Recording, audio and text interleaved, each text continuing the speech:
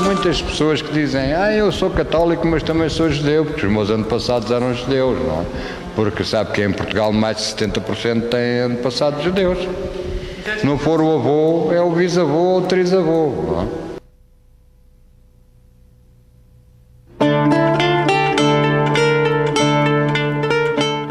Esta viagem começa no extremo sul de Portugal, onde o mar é azul e frio, as casas brancas e os visitantes vêm dos países do norte da Europa, atrás de calor e boa comida.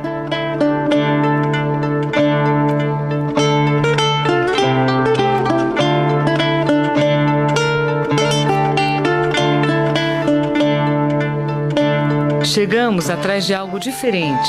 Num misto de expectativa e curiosidade, entramos em Portugal por terra, vindas de Sevilha, na Espanha. Quem sabe, fazendo o mesmo trajeto que há mais de 500 anos fizeram milhares de homens, mulheres e crianças, em busca de um lugar onde pudessem simplesmente viver.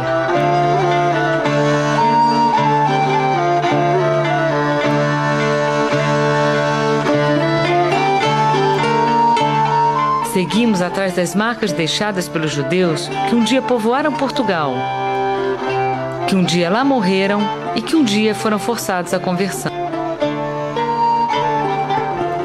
Normalmente aquelas pessoas com apelidos de árvores, os carvalhos, as nogueiras, as pereiras, as oliveiras, os silvas, e não só, pois há os caetanos, pessoas, Amorins, Rodrigues, Lopes, Cardoso, Sousas, Nunes, Mendes, Azevedos. Essas pessoas têm antepassados judeus. Aqueles que não se curvaram à máquina de morte instituída pela Igreja Católica na figura do Santo Ofício e continuaram secretamente acreditando em seu Deus, foram jogados à margem da história e submetidos a humilhações e torturas inimagináveis. São eles os marranos, com versos de nome, não de alma. Dom Manuel, depois que ele ordenou a conversão forçada de todos os judeus ao catolicismo, ele ficou preocupado e assustou-se com o grande número de judeus que quiseram sair. E ele então fechou os portos, fechou todas as saídas e não permitiu mais que nenhum judeu deixasse Portugal. Quando Dom Manuel morre, a tradição do marranismo já estava formada. Porque durante todo o seu reinado, os judeus criaram um hábito de seguir a religião judaica, as cerimônias, o Shabat, a Páscoa, o jejum do Yom Kippur, em suas casas. E quando Dom Manuel morre e sobe ao trono Dom João III, havia rumores em Portugal de que esse judaísmo existia e era secreto. E foi alegando este crime que Dom João III pede a Roma, ao Papa, autorização para estabelecer um tribunal em Portugal. Até que em 1536, depois de grandes lucros em presentes e dádivas e heranças que a Cúria Romana recebeu, o Papa autorizou o estabelecimento do tribunal. E em 1536, o tribunal foi oficialmente estabelecido em Portugal. E ele persistiu durante 285 anos. E foi abolido apenas no século XIX. Passados mais de 500 anos, as marcas da herança judaica em Portugal estão presentes em mais lugares do que se supõe. Só que é preciso correr atrás delas, literalmente, já que estão incorporadas à arquitetura e ao cotidiano. E em Portugal dizemos azeite. Sabe como é que se diz em hebraico? Zait. Temos uma palavra portuguesa com origem na mezuzá. Mesura, fazer uma mesura. Casas que no passado constituíram as judiarias, bairros onde judeus viviam segregados, hoje são habitadas por portugueses que pouco sabem da história adormecida em suas paredes. Faro, capital do Algarve, chegou a ter uma comunidade com 60 famílias no final do século XIX. Hoje, o único resquício da presença judaica é o pequeno cemitério, inaugurado em 1838 e reformado em 1993. Parece estar ali como um marco de resistência, como se dissesse: um dia existimos, aqui.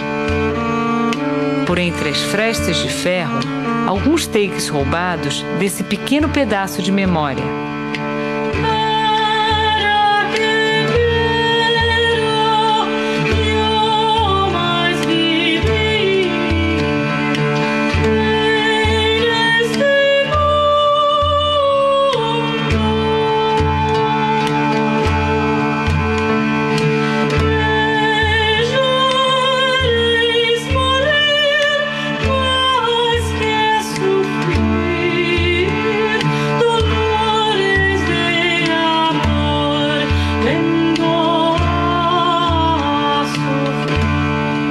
Deixamos a costa e adentramos o país pelas planícies do Alentejo.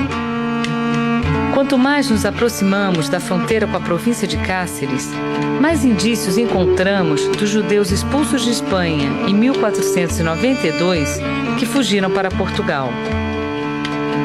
Referências que resistiram ao calor das fogueiras permanecem nos nomes de ruas e bairros, nos umbrais das portas.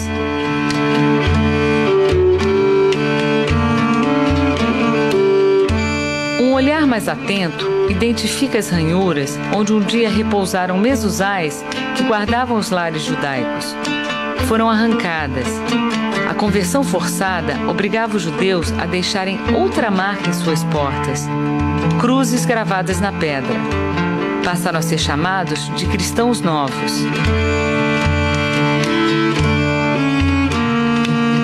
Dom João II fez uma coisa mais horrorosa ainda. Ele mandou tirar todas as crianças de 2 a 10 anos dos pais judeus e mandou todas essas crianças para a ilha de São Tomé, que eram chamadas as ilhas desertas, que eram desabitadas, onde ele mandava os piores criminosos, e uma ilha onde só havia répteis e animais selvagens. Samuel Usque, um dos cronistas judeus do século XVI, ele conta que essas crianças foram comidas pelas feras. Mas esse fenômeno de tirar as crianças é muito comum na história de Portugal. Não foi só Dom João II, Dom Manuel também. Ele mandou também tirar as crianças até os 14 anos dos pais e para serem criadas pelas famílias cristãs. Às vezes a gente fica até pensando por que as mães judias são tão histéricas, mas se a gente for recapitular a história, a gente vai encontrar vários fenômenos que podem fundamentar esta histeria da mãe judaica, que em vários momentos da história nós encontramos a vingança feita com as crianças. Em vários episódios da história. 1,5 milhão de crianças morreram no Holocausto também. Não é? Quer dizer que você vê que violentar o amor materno foi das expressões do antissemitismo.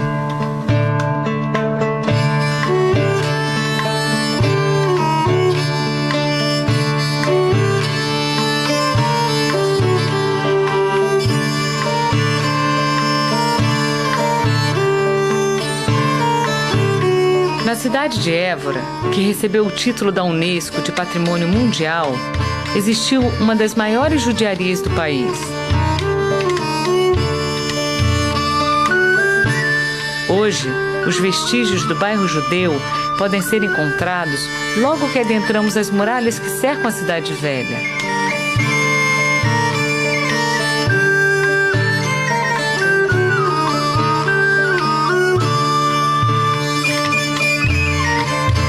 Andando mais um pouco, nos deparamos com um local onde teria existido uma sinagoga.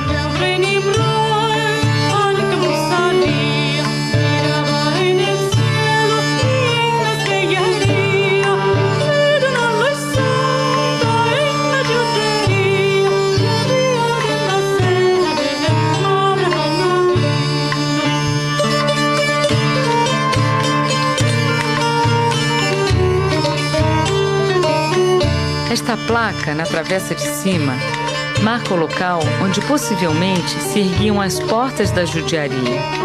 Um dos poucos sinais a identificar o passado judaico da cidade.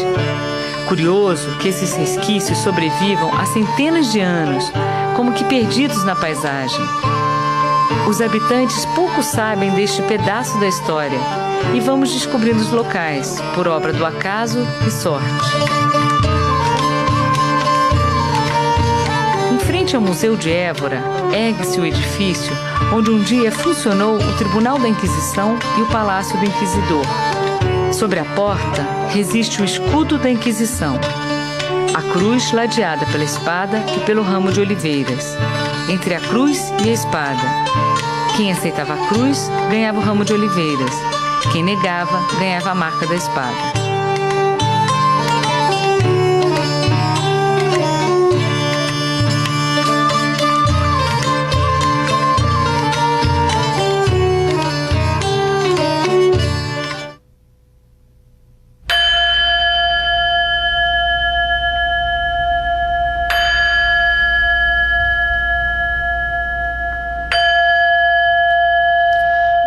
Voltamos um pouco mais no tempo e entramos no século XII pela cidade de Tomar.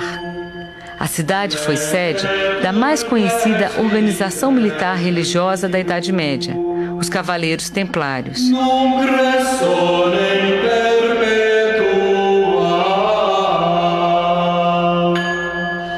Tantas histórias existem de conquistas e barbáries destes monges guerreiros que combateram muçulmanos na defesa da fé cristã. A ordem prosperou durante 2 séculos e foi extinta em 1312 pelo Papa Clemente V. Mas as riquezas acumuladas em doações de terras e dinheiro fizeram com que o rei Dom Dinis de Portugal não permitisse a extinção dos Templários. O rei fundou a Ordem de Cristo. Primum sum sit politronum.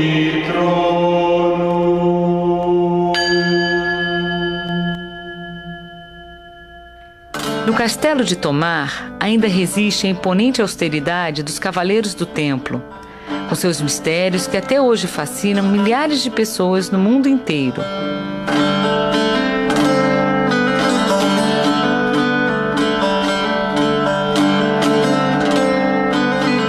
Na parte baixa da cidade, vielas e casas de pedra conservam a arquitetura da era medieval.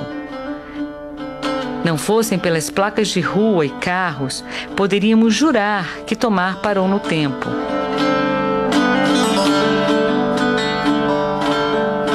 Os judeus chegaram por aqui no século XIV e logo se tornaram uma comunidade próspera. Construíram uma sinagoga entre 1436 e 1460.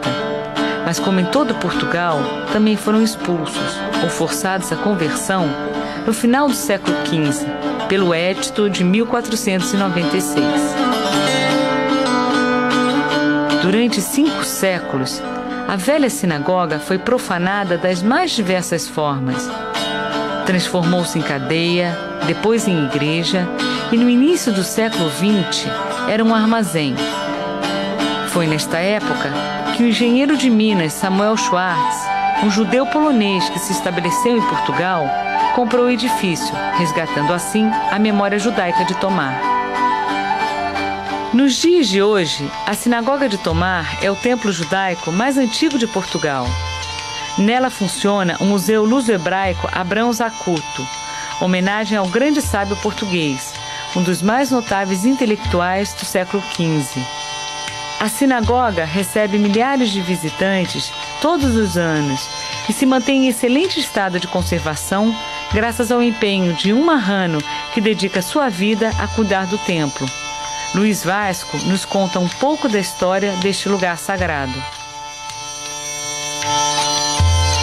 Foi construído por volta de 1438 e tem 4 colunas, porque normalmente os judeus sefarditas, mas mais os judeus portugueses, construíam sinagogas com 4 colunas em honra das 4 matriarcas, das 4 mães de Israel. A Sara, a outra a Rebeca, lá atrás as 2 irmãs, a Lia e a Raquel. que eram filhas de Labão e casaram com Jacó.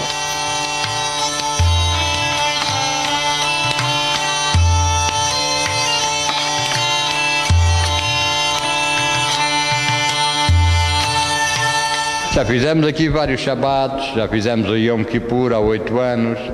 Quase 500 anos depois de Dom Manuel ter ordenado a expulsão ou conversão dos judeus, o Yom Kippur voltou a ser celebrado na velha sinagoga. O dia da expiação foi também o de reencontro simbólico entre judeus portugueses e os descendentes daqueles que um dia foram levados de suas casas para muito longe, como David, filho de um antigo rabi da sinagoga Bevis Marks em Londres, onde ainda se reza uma oração em português. Nos despedimos de Tomar com a chegada de um grupo de turistas da Alemanha. O guardião os recebe com simpatia e, incansável, segue sua missão de difundir a memória judaica portuguesa.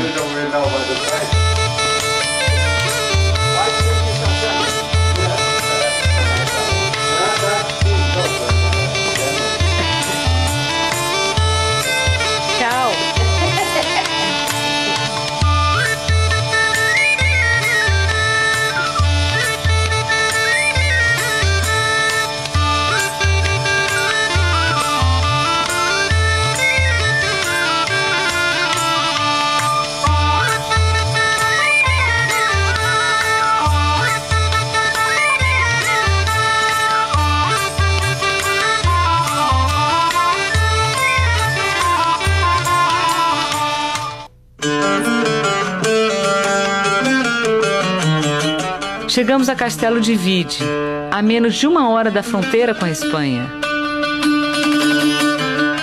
Logo vemos placas indicando locais como o bairro judeu e a sinagoga medieval.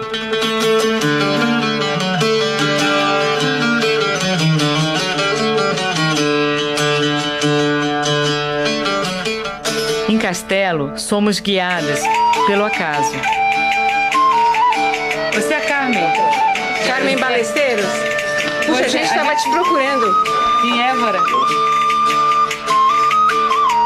A professora Carmen Balesteiros é a mais importante autoridade em arqueologia judaica em Portugal. Chamo-me Carmen Balesteiros, sou professora na Universidade de Évora, no Departamento de História, e desenvolvo em Portugal um projeto de investigação sob o título Arqueologia Judaica em Portugal. Ou seja, por outras palavras, trabalho especificamente sobre os vestígios materiais da presença dos judeus durante a Idade Média no território português. E, sobretudo, alguns vestígios têm a ver com pequenas marcas registadas nas ombreiras das portas, nomeadamente no que diz respeito às cruzes marcadas em ombreiras de porta nos bairros judaicos medievais como forma de cristianização desse espaço. Portanto, a minha investigação tem a ver com essas questões, vestígios materiais, espaços de vida e espaços de morte até 1496 e desde os vestígios materiais mais antigos da presença de judeus na Península Ibérica, que neste momento são do século II depois de Cristo.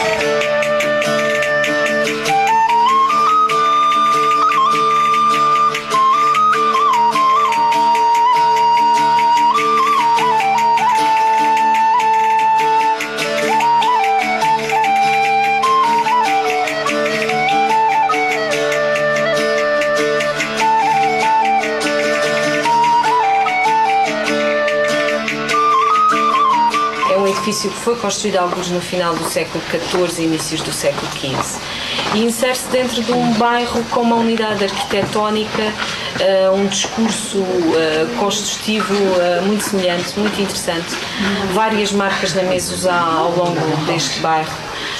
Ainda com a toponímia de origem medieval.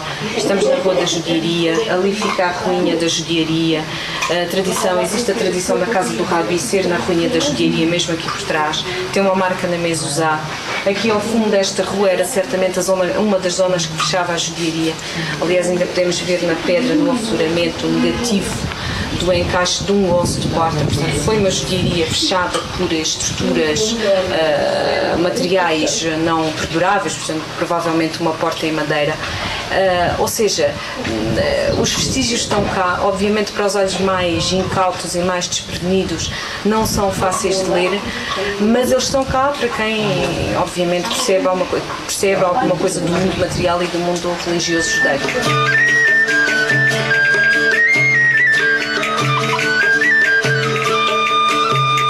No final da conversa, um convite para atravessar a fronteira e conhecer em primeira mão sua mais recente descoberta, a Sinagoga de Valência de Alcântara. Em menos de uma hora, chegamos ao nosso destino.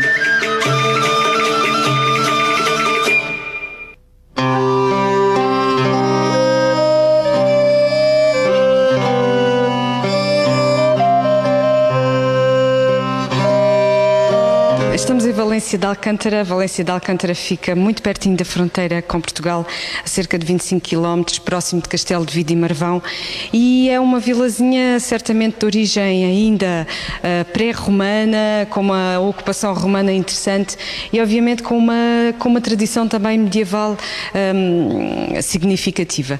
Há notícias da presença judaica aqui, pelo menos documental, desde o século XII, XIII. A comunidade judaica durante o século XIII era uma comunidade importante. No século XIV ela diminui um pouco em termos demográficos e talvez isso se compreenda obviamente pelas múltiplas perseguições, pelos movimentos antissemíticos do século XIV e depois do século XV.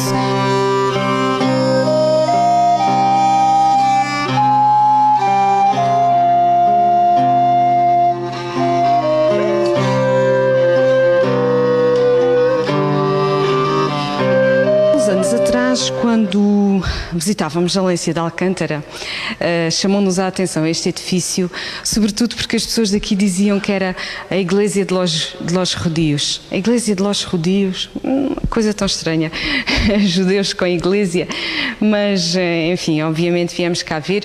Nessa altura espreitámos apenas pelo buraco da fechadura e quando espreitámos pelo buraco da fechadura, porque era uma garagem, um sítio para guardar carros, deparámos-nos logo imediatamente com estas 4 colunas centrais, com este aspecto magnífico.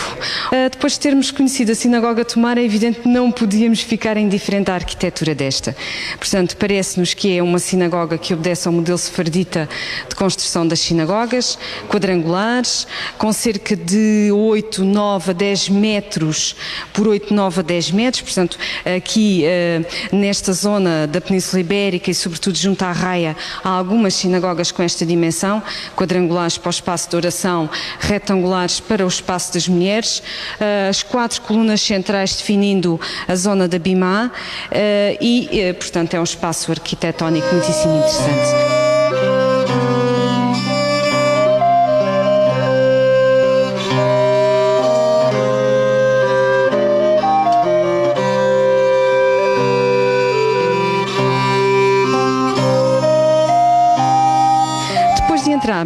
Verificámos também, como podereis observar, que é exatamente na parede sudeste que se encontra a rocha viva, que se encontra uma rocha. Será coincidência? Será um acaso? Ou será que efetivamente o facto desta rocha que aqui foi deixada e que não foi retirada quer significar alguma coisa e tem alguma lembrança, alguma memória da pedra fundamental do Templo de Salomão? É possível que seja isso. É interessante também que Valência de Alcântara é um bairro judaico onde podemos encontrar toda uma série de cruzes espalhadas pelas ombreiras das portas. Cristianização do espaço, cristianização de um bairro, numa vila onde ainda por cima se deu um casamento real muitíssimo importante para a história dos judeus peninsulares.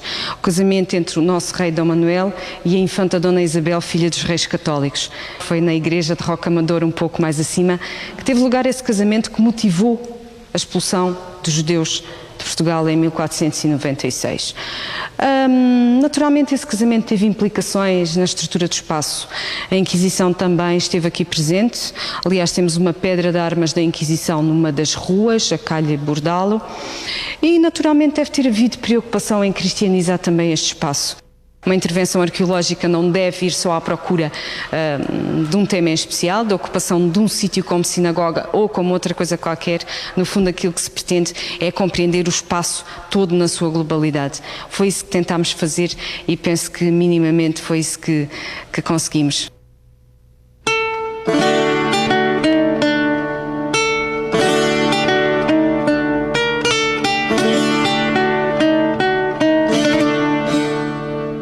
De volta ao território português, avistamos Marvão.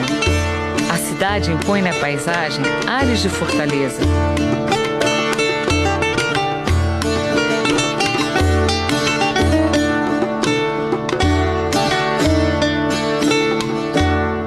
Foi um dos mais importantes pontos de entrada dos judeus em Portugal. Pela Torre da Portagem, atravessavam e pagavam por sua suposta liberdade no reino de Dom Manuel.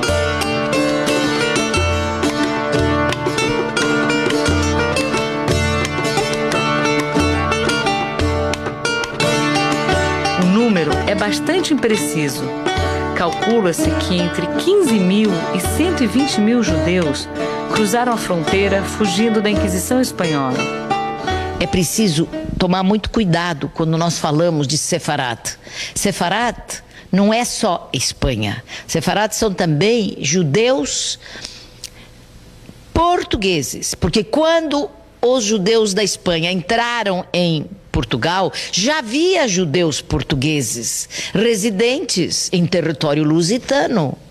Havia, pode-se dizer, aproximadamente 30 mil judeus vivendo em Portugal quando chegaram os da Espanha. 30 mil a 50 mil. É impossível a gente precisar o número. Se chegaram 120 mil, ou digamos 100 mil, então, no mínimo 150 mil judeus passaram a viver em Portugal. Nessa época, a população de todo Portugal era 1 milhão. Então você veja, 15% da população seria de origem judaica, que vive nas cidades, que tem profissões importantes, que são cientistas, profissionais liberais, que são mercadores, homens ligados ao comércio internacional. Essa camada de gente representa 10, 15% de uma população. Isso é uma coisa extraordinária. Então imagine, Portugal no século XVI, ele tinha 15% da população era judaica.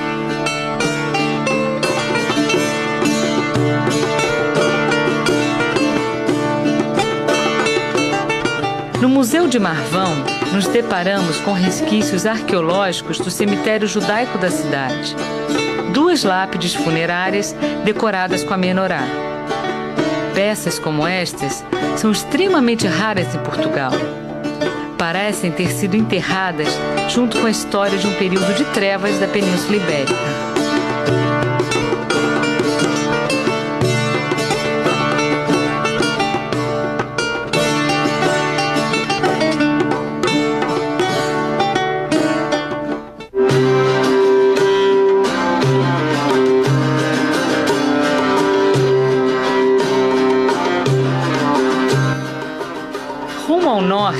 Tomamos o caminho da cidade de Guarda. A antiga judiaria ocupa parte da cidade medieval cercada por muralhas. Os judeus se estabeleceram em Guarda no século XIII.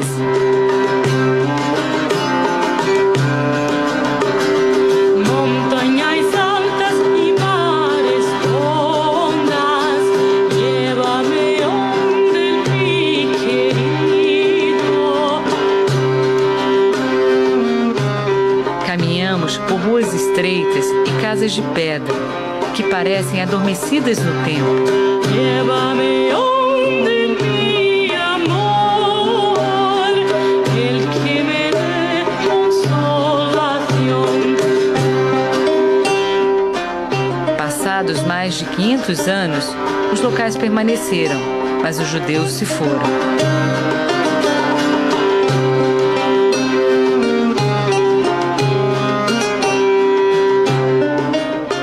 Onde funcionava o Tribunal Judaico é hoje uma residência, sem nenhuma identificação do passado.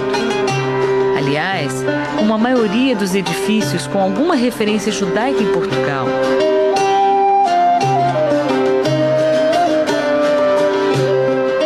É preciso ter olhos atentos para descobrir as marcas da história.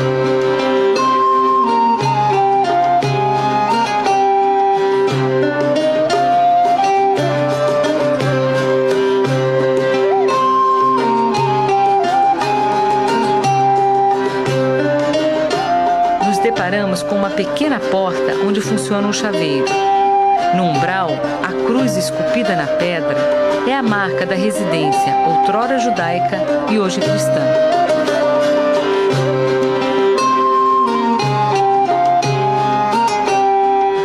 No fundo da loja, resquícios arqueológicos da presença dos judeus. As marcas na parede são apenas desenhos exóticos que enfeitam a loja e atraem alguns viajantes mais curiosos.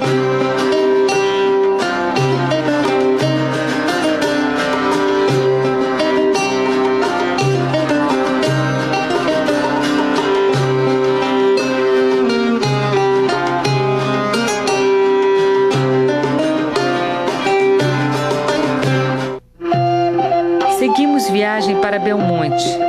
A curiosidade aumenta à medida que nos aproximamos da pequena cidade erguida nos confins de Portugal. Diz-se que os judeus de Belmonte conseguiram preservar a tradição religiosa graças à localização da cidade. O povoado, erguido numa área geograficamente acidentada da região da Beira Alta, dificultava o acesso dos inquisidores do Santo Ofício. Isso não significava, porém, que os judeus pudessem seguir a religião livremente. As conversões também eram obrigatórias e o judaísmo se manteve graças à tradição oral. Normalmente eram as avós que mantinham sempre as tradições. Em Belmonte é a mesma coisa. As velhinhas é que mantêm a tradição, não são os homens. Eram tradições orais, não é? Porque não podiam ter papéis escritos, nada, tinham que decorar, tinha que ser oral. Assim, Belmonte abrigou o mais importante núcleo de marranos do país, o único do mundo. O inusitado desta comunidade judaica é que sua existência só foi revelada depois da Primeira Guerra Mundial, pelo judeu Samuel Schwartz, que a descobriu por acaso.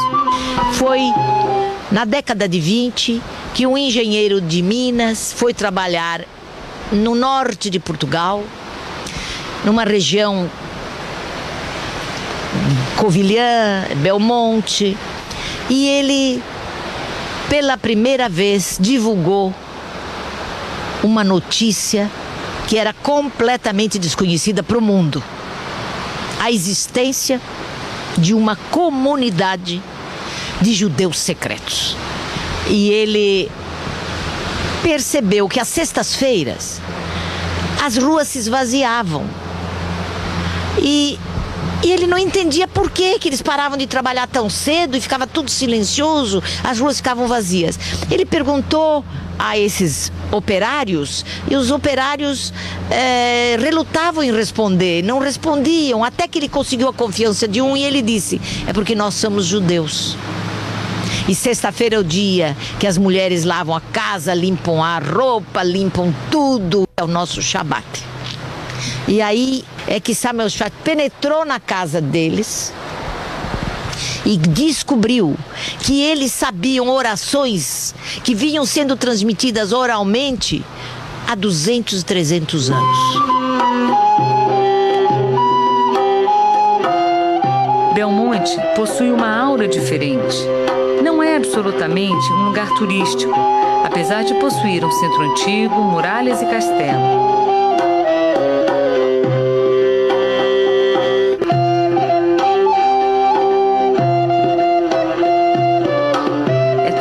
Cidade natal de Pedro Álvares Cabral, descobridor do Brasil e descendente de uma nobre família da terra.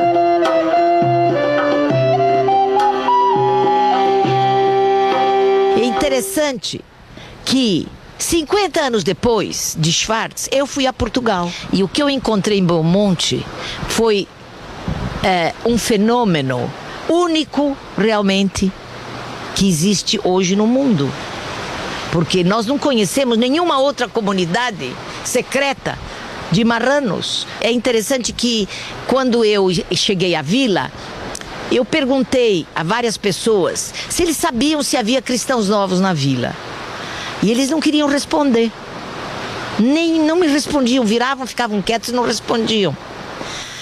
Foi aí que eu entrei numa loja de tecidos e um homem estava vendendo uns tecidos e eu cheguei perto dele e perguntei a ele: o senhor sabe se existem cristãos novos nesta vila?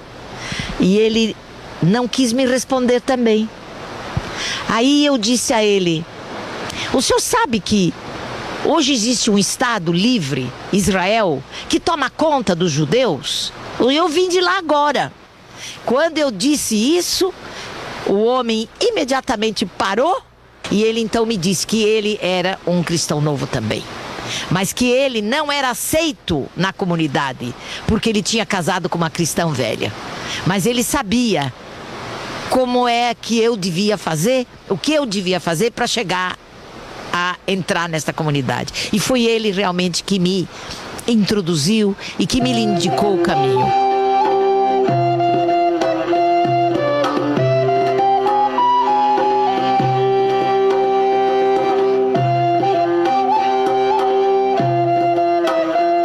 Foi muito interessante a minha estadia em Belmonte, porque eles não acreditaram em mim. E quando eu disse que eu era também judia, como eles desconfiaram. E aí, então, chamaram uma velhinha, que devia ter lá os seus 90 anos, e ela foi comigo para um quarto fechado, onde eu fiquei sozinha com ela, e ela me perguntou, fez então uma série de perguntas para saber quem eu era, antes deles confiarem em mim. E ela então me perguntou sobre as cerimônias judaicas. Quando morre alguém, o que a senhora faz? No Shabat, o que a senhora faz? No dia do jejum, como é que é?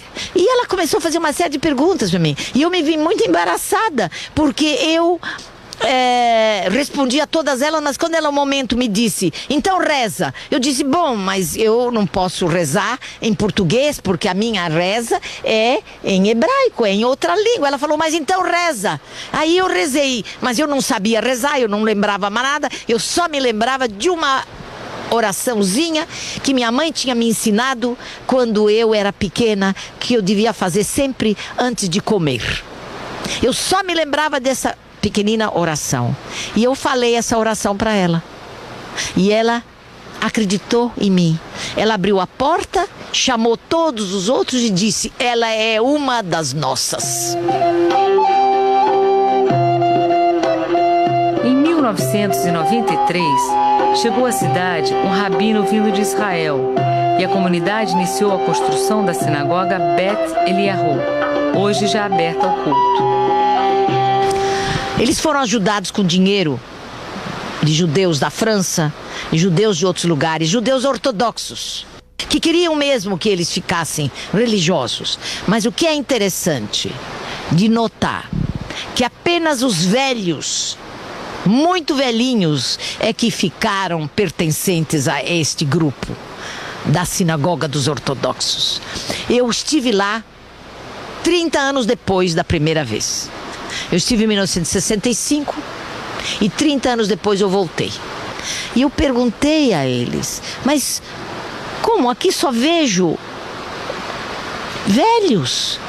Onde está a juventude? E os seus filhos? E os seus netos? Onde estão?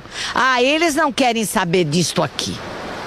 Então aí eu cheguei à conclusão que o caminho percorrido para fazê-los retornar ao judaísmo foi um caminho errado. Se eles tivessem mandado professores de história que tivessem ensinado a história judaica, a história de Portugal, a história do que aconteceu em Portugal aos jovens, eu tenho certeza que eles teriam ganho para o judaísmo centenas de jovens.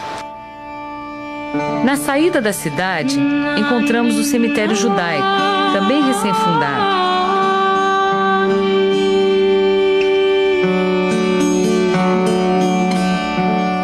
entanto, o que nos chama a atenção é o pequeno cemitério na parte antiga da cidade.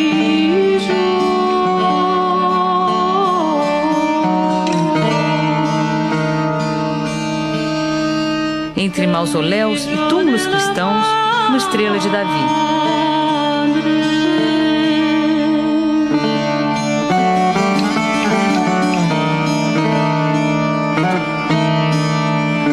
Portugal é um dos poucos lugares no mundo onde encontramos judeus e cristãos enterrados lado a lado.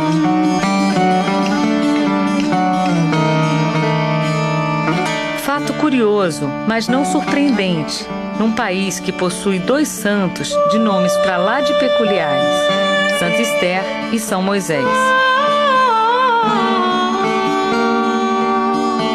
Discretos, avessos aos estrangeiros, os judeus de Belmonte são fechados, sim. Não estão ali para serem apontados como símbolos de resistência do judaísmo massacrado pela Inquisição. Seguem simplesmente o mesmo curso de vida que guiou seus pais, avós, bisavós, tataravós.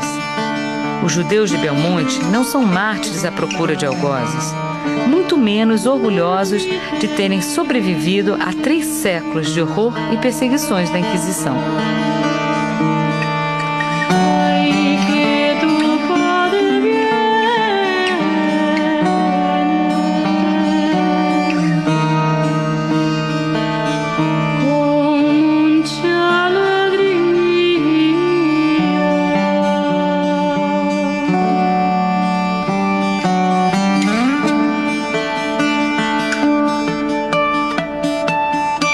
Foi isso que ficou daquela fantástica comunidade judaica de Portugal. Os eruditos, os escritores, os cientistas se assimilaram e desapareceram ou imigraram. Foram para a Holanda, para a Itália, para a Turquia e retornaram ao judaísmo. Ou desapareceram em Portugal, absorvidos pela sociedade ampla.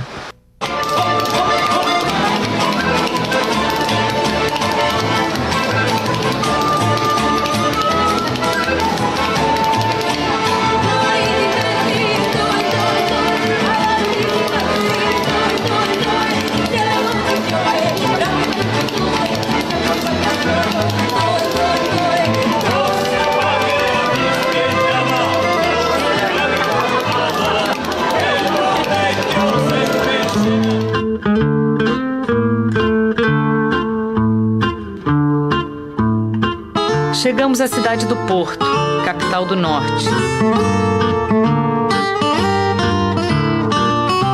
A região ganhou fama internacional graças à bebida produzida nos vinhedos às margens do Rio Douro. O vinho do Porto é único no mundo. Durante a Idade Média, a vocação comercial da cidade atraiu os judeus, fazendo do Porto um dos maiores centros ocupados pela comunidade.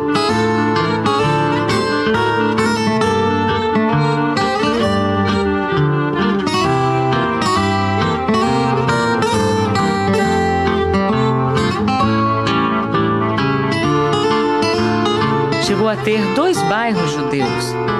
A velha judiaria localizava-se na atual Rua de Santana, próxima à Rua Escura e ao Largo do Colégio.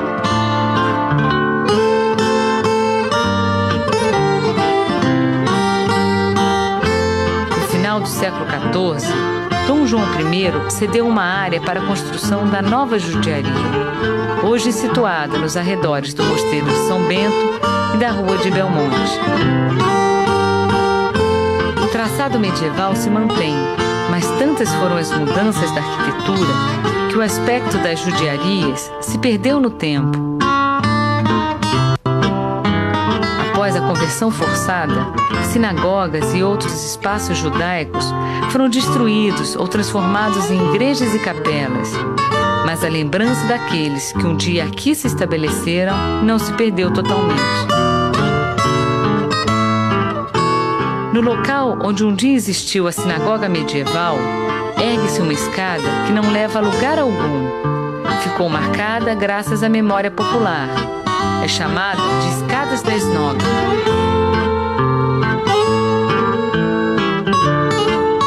Hoje, o porto possui uma sinagoga de arquitetura moderna, construída em 1929.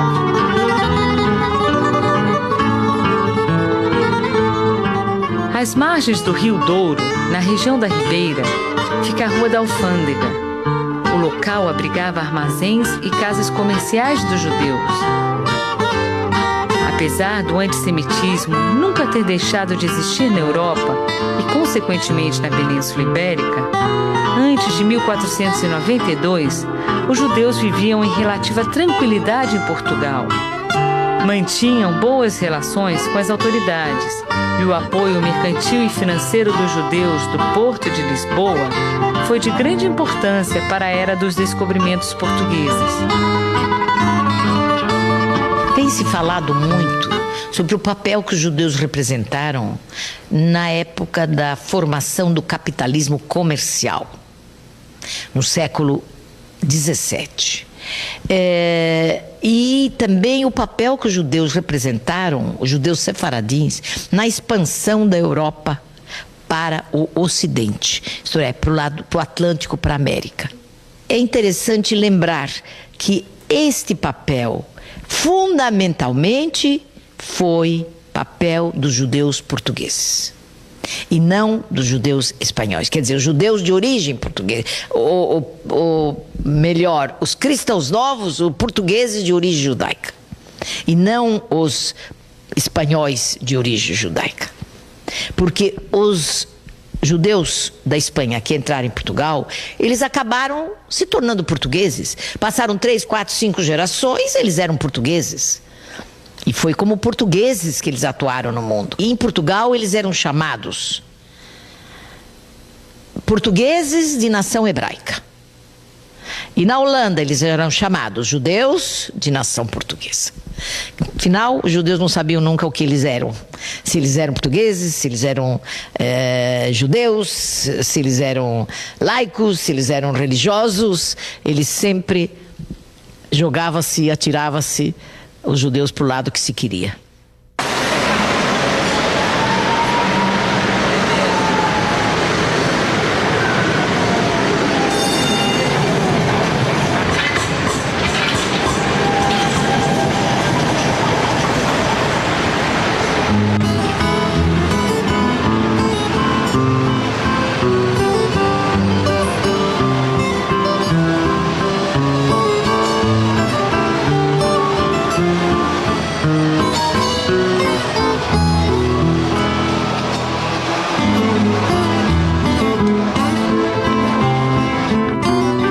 Do Porto, Lisboa, capital do país, foi o grande centro de confluência dos judeus fugidos de Espanha.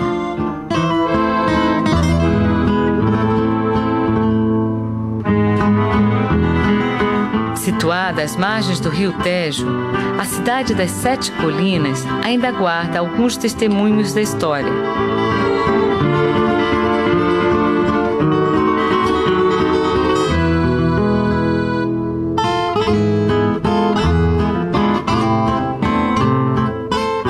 Estreitas ruas de Alfama nos transportam ao Portugal do século XV.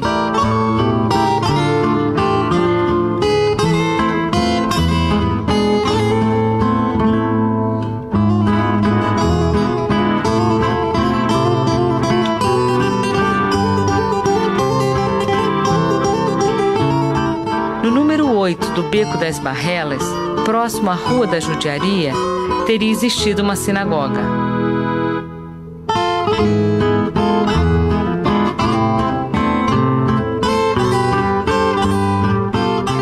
Um dos mais conhecidos pontos turísticos da cidade é a Praça do Rocio.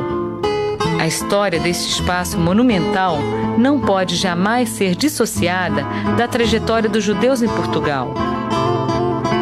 A praça foi cenário dos temidos autos de fé, cerimônias onde os judeus recebiam publicamente penas que iam desde a humilhação de usar trajes que os identificassem em qualquer lugar até a mais terrível das punições, arder na fogueira.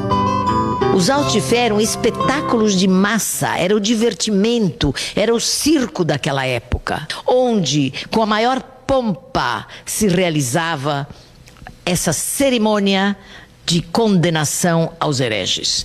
Mas o que é interessante, que nesses autos de fé havia sempre um importante pregador, que ficava durante horas fazendo os seus sermões. E olha, interessante que nesses sermões, o que se acusava principalmente, e o que se mencionava, não eram sodomitas, não eram homossexuais, não eram bígamos, não eram feiticeiras, eram os judeus. Não é aquele herege que praticou o judaísmo em segredo a quem o sermonista se dirige, mas ele se dirige contra todo o povo judeu. Quer dizer, um antissemitismo moderno, não é o antissemitismo medieval que queria que todos os judeus se convertessem apenas. É um antissemitismo moderno contra o povo, contra a existência de um povo. Portugal tem hoje uma população de 8 milhões de habitantes. A comunidade judaica não chega a 3 mil pessoas. A maior parte veio do Marrocos, norte da África, e de países europeus. Chegaram em Portugal nos séculos 19 e 20, numa época em que os tribunais do Santo Ofício já haviam sido extintos e se podia constituir uma comunidade judaica em território lusitano. No entanto, no início do século XX, o regime monárquico proibia a construção de templos não católicos com fachada para a rua. A Sinagoga de Lisboa, inaugurada em 1904, foi erguida dentro de um jardim, com a entrada principal na lateral. Ainda hoje é pouco visível da rua. Em Portugal, os judeus não se dividem somente em asquenazitas, provenientes do leste europeu, e sefaraditas, originários da Península Ibérica. Tampouco em ortodoxos ou laicos. Em Portugal, o fator determinante da diferenciação foi o Santo Ofício. Encontramos de um lado uma comunidade que surgiu depois do fim da Inquisição. Judeus descendentes de imigrantes e retornados, que cultuam a religião abertamente e seguem tradições de 5.000 anos. Do outro, o fenômeno único do marranismo. Judeus que guardaram os ensinamentos como relíquias, passadas de geração a geração por rezas e cultos adaptados. É no cruzamento destas duas diferentes vivências da religião que podemos encontrar a identidade do judaísmo português.